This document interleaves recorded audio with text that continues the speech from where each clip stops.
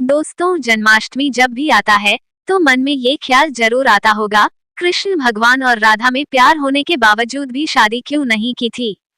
जब भी प्रेम की मिसाल दी जाती है तो श्री कृष्ण राधा के प्रेम का नाम सबसे ऊपर लिया जाता है। राधा श्री कृष्ण के प्रेम को जीवात्मा और परमात्मा का मिलन कहा जाता है।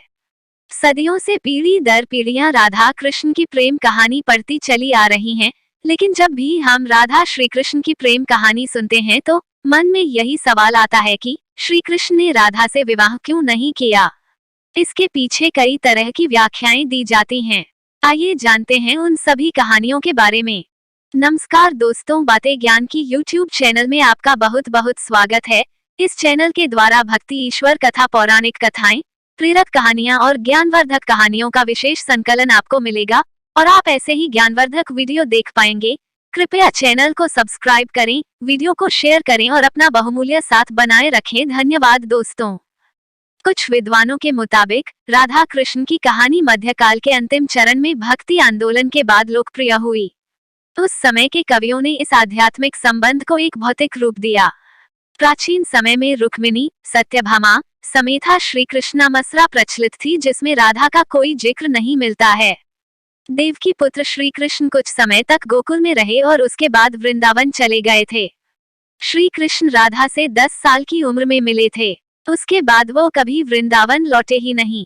इसके अलावा कहीं ये जिक्र भी नहीं मिलता है कि राधा ने कभी द्वारका की यात्रा की हो। दक्षिण भारत के प्राचीन ग्रंथों में राधा का कोई उल्लेख नहीं मिलता है। एक मत ये भी है कि राधा ने श्री कृष्ण से विवाह करने से मना कर दिया था, क्योंकि उन्हें लगता था कि वो महलों के जीवन के लिए उपयुक्त नहीं है। राधा एक ग्वाला थी, जबकि लोग श्री कृष्ण को किसी राजकुमारी से विवाह करते हुए देखना चाहते थे। श्री कृष्ण ने राधा को समझाने की कोशिश की, लेकिन राधा अपने निश्चय में दृढ़ थी। एक अन्य प्रचलित व्याख्या के मुताबिक राधा ने एक बार श्री कृष्ण से पूछा कि वो उनसे विवाह क्यों नहीं करना चाहते हैं। तो भगवान श्री कृष्ण ने राधा को बताया कि कोई अपनी ही आत्मा से विवाह कैसे कर सकता है। श्री कृष्ण का आशय था कि वो और राधा एक ही हैं, उनका अलग अलग अस्तित्व नहीं है। राधा को यह एहसास हो गया था कि श्री कृष्ण भगवान हैं और वो श्री कृष्ण के प्रति एक भक्त की तरह थी। वो भक्ति भाव में खो चुकी थी, जिसे कई बार लोग भौतिक प्रेम समझ लेते हैं। इसलिए कुछ का मानना है कि राधा और श्री कृष्ण के बीच विवाह का सवाल पैदा ही नहीं होता है। राधा और श्री कृष्ण के बीच का रिश्ता एक भक्त और भगवान का है। राधा का श्री कृष्ण से अलग अस्तित्व नहीं है। विवाह के लिए दो लोगों की आवश्यकता होती है। कुछ लोग इसकी इस तरह से भी व्याख्या करते हैं कि सामाजिक नियमों ने राधा कृष्णा की प्रेम कहानी में खलनायक की भूमिका निभाई। राधा और श्री कृष्ण की सामाजिक पृष्ठभूमि उनके विवाह की अनुमति नहीं देती थी। राधा को ठीक तरह से समझने के लिए रस और प्रेम के रहस्य को समझना होगा। ये आध्यात्मिक प्रेम की आनंददायक अनुभूति है।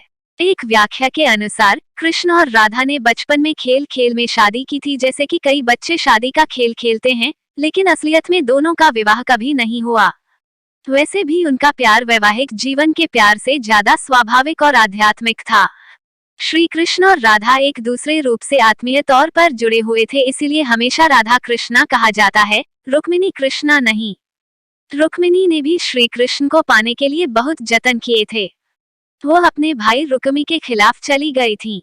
रुक्मिणी भी राधा की तरह श्री कृष्ण से प्यार करती थी। रुक्मिणी ने श्री कृष्ण को एक प्रेम पत्र भी भेजा था कि वह आकर उन्हें अपने साथ ले जाएं।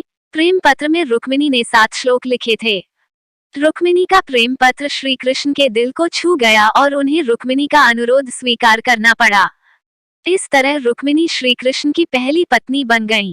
वहीं दूसरी तरफ श्री कृष्ण और राधा को विवाह की आवश्यकता ही नहीं थी। राधा श्री कृष्ण के बचपन का प्यार थी। श्री कृष्ण जब 8 साल के थे तब दोनों ने प्रेम की अनुभूति की। इसके बाद पूरी जिंदगी श्री कृष्ण से नहीं मिली। राधा श्री कृष्ण के दैवीय गुणों से परिचित थीं।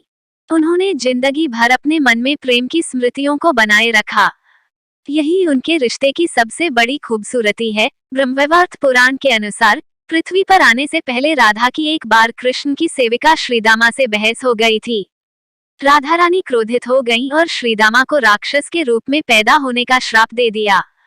बदले में श्रीदामा ने भी राधा को श्राप दे दिया कि वह एक मानव के रूप में जन्म लेंगी और अपने प्रियतम से 100 साल के लिए बिछड़ जाएंगी। उसके बाद तुम्हें फिर से श्रीहरि की संगति प्राप्त होगी और तुम गोकुल को वापस लौटोगी। ऐसी भी मान्यता है कि श्री कृष्ण ने राधा से इसलिए विवाह नहीं किया क्योंकि वह साबित करना चाहते थे कि प्रेम और विवाह दो अलग अलग चीजें हैं। प्रेम एक निस्वार्थ भावना है जबकि विवाह एक समझौता या अनुबंध है। एक मत के मुताबिक श्री कृष्ण ने राधा से इसलिए विवाह नहीं किया ताकि मनुष्यों को आंतरिक प्रेम के बारे में सिखाया जा सके। राधा श्री कृष्ण का संबंध कभी भी भौतिक रूप में नहीं रहा बल्कि वो बहुत ही आध्यात्मिक प्रकृति का है। पौराणिक कथाओं में प्रचलित अन्य कथाओं की तुलना राधा कृष्ण से नहीं की जा सकती है। हालांकि राधा कृष्ण के प्रेम की कितनी भी व्याख्याएं क्यों ना कर ली जाए, सब कम ही है। उनका प्रेम हमेशा मानव जाति के लिए आध्यात्मिक प्रकाश की तरह जीवित रहेगा।